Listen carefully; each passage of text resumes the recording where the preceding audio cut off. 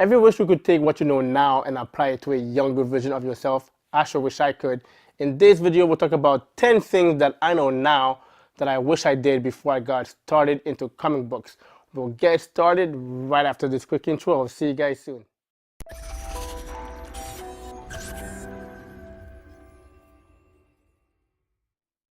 Hi everybody, bonjour tout le monde, this is Capital JB Comics. I'm JB, and in this video we'll talk about 10 things that I know now that I wish I did or I wish someone told me before I got into comic books. This is going to be my top 10 list. I am going to keep them unnumbered because my number 1 and my number 10 might be different than yours, so I'm going to keep them unnumbered. Starting the list is the importance of print runs and variant values.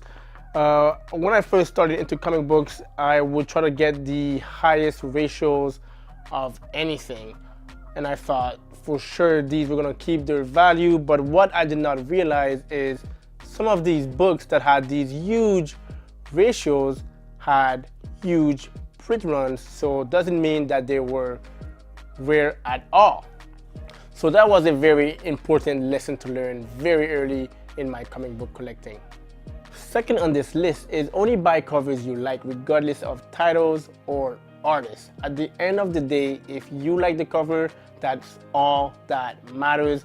No flippability or hot artists. You got to like it for you first. Pretty much what I'm trying to say is don't always chase the market. Third on this list is when you miss out on a book is don't buy into the initial surge. Most books cool down, and I've proven that with my Hot or Not segment that came out in 2018.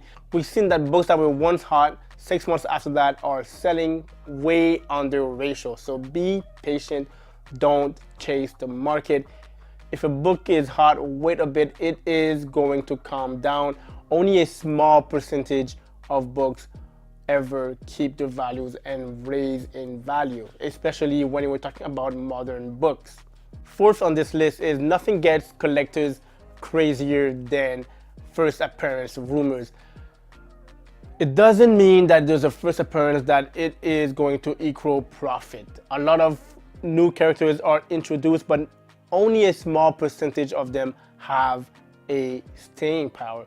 And if they do, then it's usually a long-term hold. For example, Spider-Gwen, her book, when I got it, it was selling for around $200. Now that's a $2,000 book, but I got it like 3 years ago. My point is, sometimes you just gotta wait a bit and not all the first appearance will pay out. So be careful with that. Don't buy multiple copies. You gotta show restraint when it comes to new characters. Fifth on this list is how to correctly identify imperfections. Not everything can be pressed out. You gotta know what can be pressed out and what is just like, you know what, this is never going to come out. Like if there is a color breaking crease, you got to know that this is never going to come out no matter what you do, no matter how many times you send it to get pressed. You got to learn how to identify pressable defects. Number 6 on this list is, I think the most important one of all, is having a relationship with your local comic book shop. Get to know the owners, get to know the employees, get to know the people that put the books away, get to know the people that orders the books, because as you can see in most of my videos, I am able to get the ratio books. That is because I have a strong relationships with the owners and the employees at my local comic book shops. You got to have people that knows what you like and what you might like. You have to have a strong relationship because you can't always make it first thing at the comic book shop Wednesday morning. Most of us have to work. Most of us get it like the afternoon or maybe even the next day. So you got to have people on the inside to put books away for you. So you got to make sure you have a strong relationship with your members at your local comic book shops. That is the most important. Don't be shy. Start talking to them and asking them how you can reserve books and put books away for you. That is very, very important. Number 7 is be in the know. Do your research. Know what books are coming out. Know where the storyline is going. Calling your comic book shop the night before to put books away for you often will not work because people will have put their names down really early. So you need to know what is coming out so you can put your name down as soon as possible so they can put those books away for you as soon as possible before anyone else put their names down. So do your research, guys. Number 8, if you are selling books on eBay or on Instagram or whatever means you are selling books, you need to know it's all about timing. Timing. If it's a book related to a movie, then you need to know what movies are coming out and you need to have that book ready to put on the market when that first trailer falls. Okay, it's important. It's all about timing. For example, I had a Thanos 13 1 in 25 Albuquerque. I sold that book for $1,100 when Donny Cates announced that Cosmic Ghost Rider was going to continue in Guardians of the Galaxy. I sold that book for $1,100 a few months ago. Now that same book can be had for around $600 to $700. It's all about timing. You gotta plan your timing right so you can put that book online when people are thinking about it, not when things have cooled down. Timing. Number 9 is learn how to store and protect your books properly. Earlier on, I've done many videos on that subject, so make sure you take a look.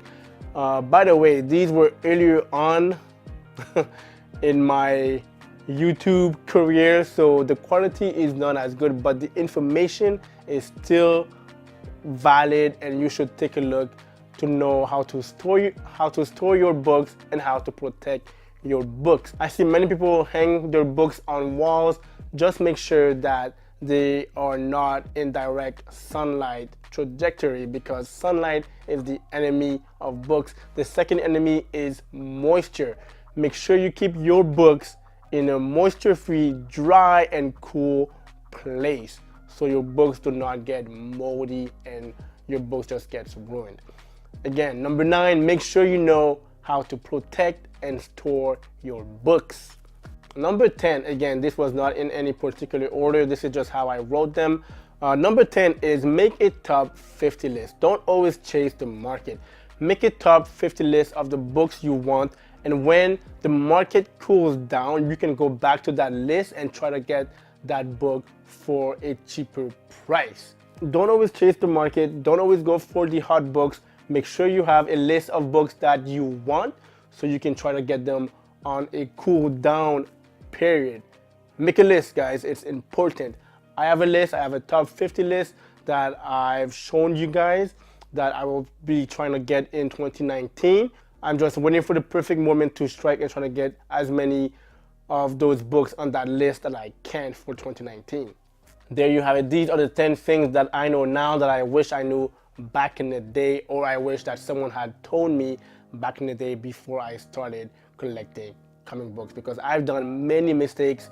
I was trying to get every single book, every single variant, and that cost me a lot of money, and 99% of these books did not hold their value, so I had to take a big hit on those books. So make sure you go over this top 10 list again, guys, and apply them accordingly for your collecting needs. You know the drill. If you haven't done so yet, please like this video. It really helps out if you like it. Comment, share this video, subscribe to the channel if you are new. I upload content at least twice a week. This is Capital JB Comics. I'm JB, and have fun collecting, and I'll see you guys soon. Bye.